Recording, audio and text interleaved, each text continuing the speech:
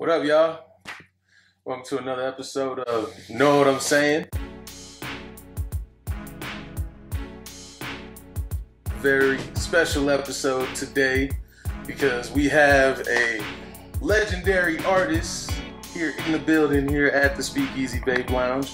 We have A-Plus from Mischief and the Hieroglyphics. Welcome to the show, man. Thank you so much. It's good to be here. I'm appreciative.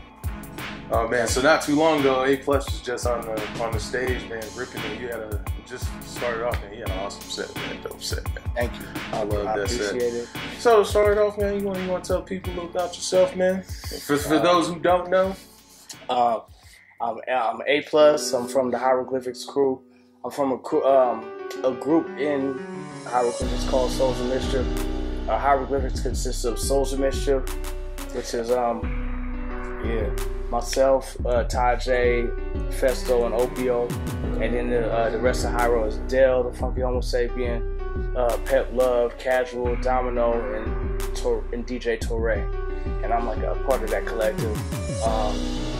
As Souls of Mischief and Hyro, we put out different shit over time, and I'm probably most known for stuff like certain songs with Hieroglyphics or like Souls of Mischief 93 Till Infinity album. Yeah, I was just about to say that too. But I'm a long-time hip-hop fan and advocate and practitioner. And also for the people out there, I was born in Denver.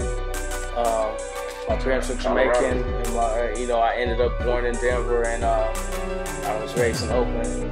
But before I moved to Oakland, I was a Broncos fan. I've been a die-hard Bronco fan my whole life.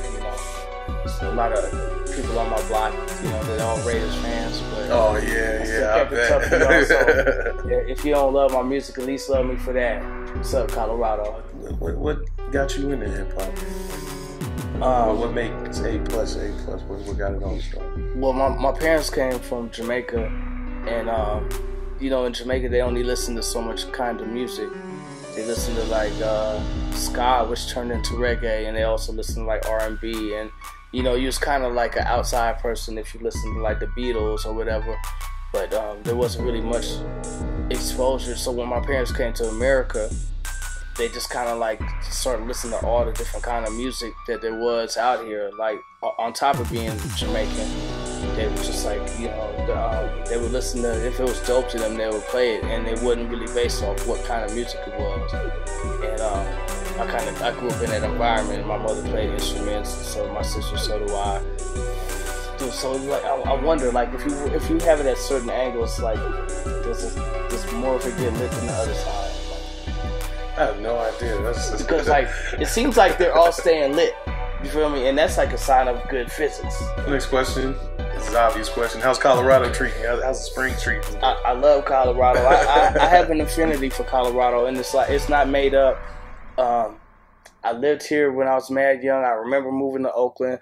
My mama stayed out here, so I used to come out here every summer for year after year. So I was growing up in Oakland, and I would spend like my summers in Denver.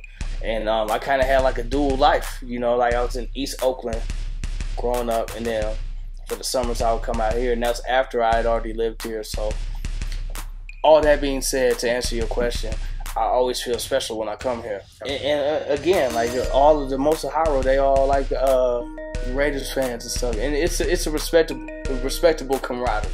It's not like we talk shit about each other. Like, we talk shit during the games and like whatever, but to even be like able to come out here and perform is like, that's crazy. You know what I'm saying? Like, I remember I've done the Red Rocks a couple times with like Dell and with Hyro and stuff, and I remember like coming out there like when it wasn't no concert and we just climb on the rocks and shit. You feel me? Like, that's what it's like to live out here. Right. It's like, you don't gotta be a concert. We just gonna go climb and go hit the trails and go to the parts where they say you can't go and shit, where they got the bars.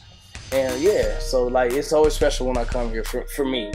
And and I know my homeboys, all my Hyro dudes and stuff, they all like, they kind of know that when we out here, that it's kind of like, it's like, A-Plus got a lot of pride about from being out here. And even though I'm an Oakland boy, like, I'm like the Oakland, I'm the Denver boy in Oakland, So I feel that.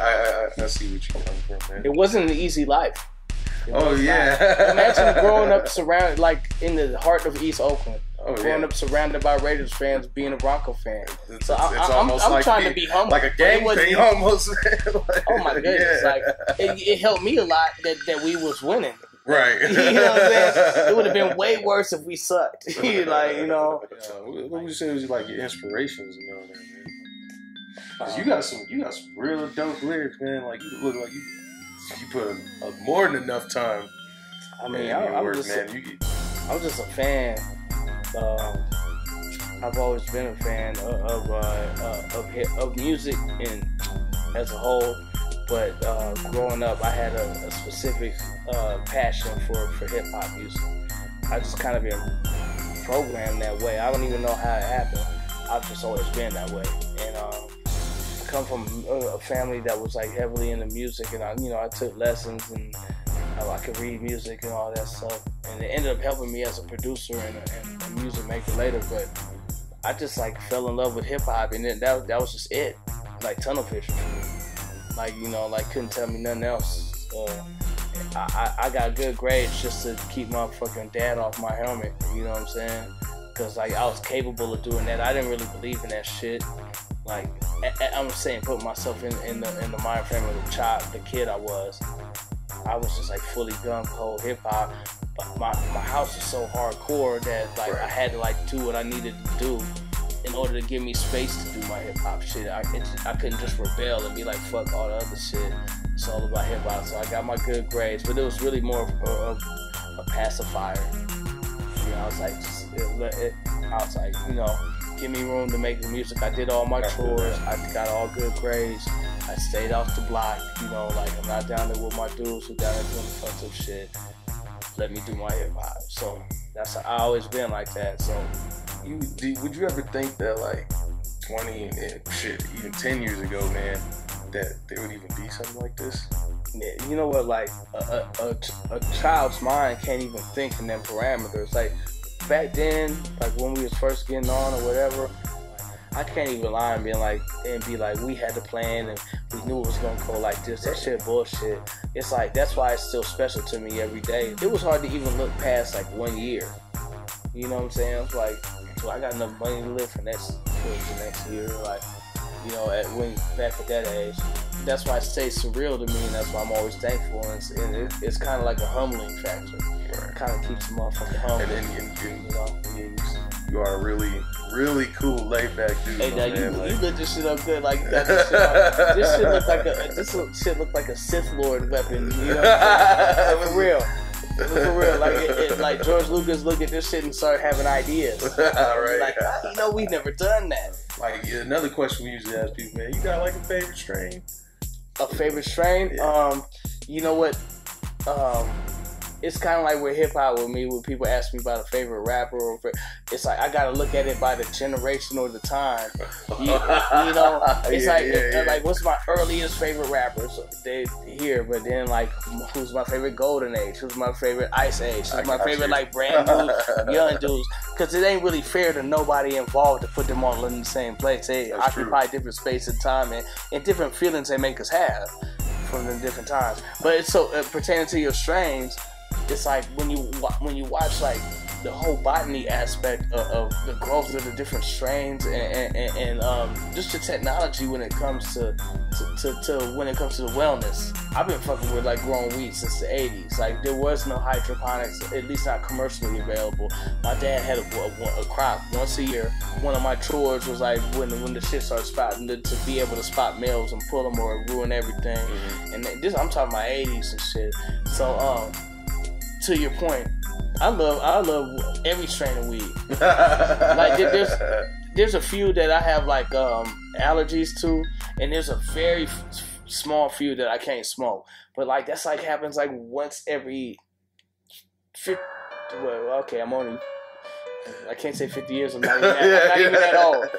But I'm saying like it's a trip, though. It reminds me of people. Like there's so much weed, and weed hits people different ways. Different types of weed hit people different ways.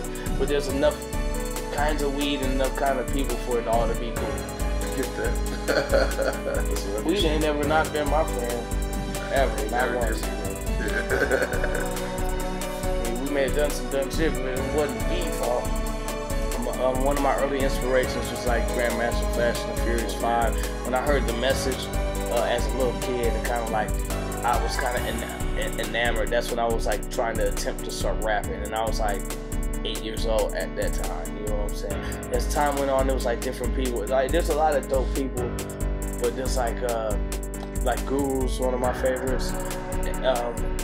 People don't understand how much span of time and how many changes in hip hop Gangstar was a part of, and how many like hieroglyphics learned from their ability to bridge the gap from a younger generation to the next generation, and keep maintaining a younger generation while staying true to the hardcore base or whatever. That was like my next question, is like, because that is true.